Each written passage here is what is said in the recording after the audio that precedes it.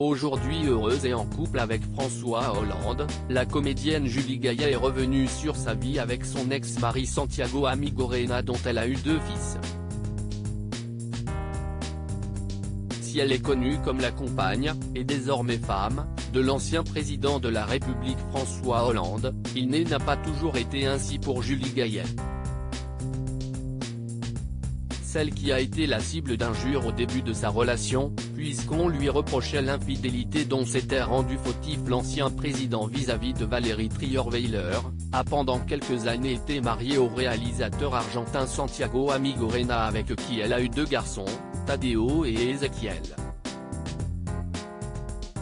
Alors qu'elle publie son nouveau livre Ensemble on est plus forte, l'actrice fait la une, ce 2 mars, du magazine Elle. Dans l'interview à laquelle elle s'est livrée, elle se confie sur sa vie personnelle, présente et passée. Écrit de tout de suite.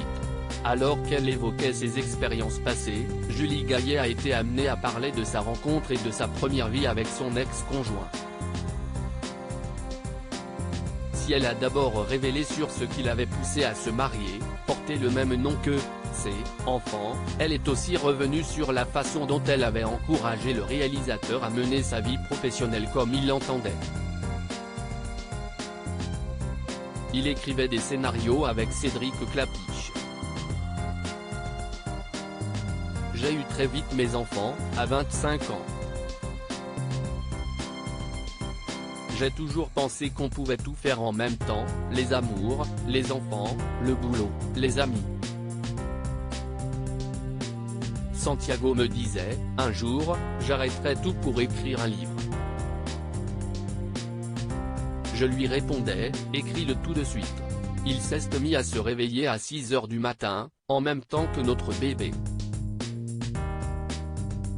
Ma belle-mère s'est effondrée aujourd'hui. Santiago Amigorena est en effet connu pour être l'auteur de plusieurs ouvrages, notamment l'un, sorti en 2019 et finaliste du prix Goncourt, qui raconte l'histoire du grand-père de l'auteur, juif polonais exilé en Argentine qui avait laissé dans son pays sa famille et sa mère. Si est-il à l'histoire poignante que renferme ce livre que Julie Gaillet a rendu hommage ce 2 mars, expliquant, enceinte de mon premier fils, je me suis mise à lire tout ce qui est possible sur la Shoah, Primo Levi, Robert Antelme, c'était compulsif. En le découvrant dans ma bibliothèque, ma belle-mère s'est effondrée en larmes, elle m'a raconté l'histoire que Santiago a écrite des années plus tard dans le ghetto intérieur, édition P. Au point qu'elle n'avait jamais confié à personne, le silence qui a enseveli sa famille marquée par les persécutions. C'était comme si mon fils Tadeo portait en moi l'histoire de la famille de Santiago.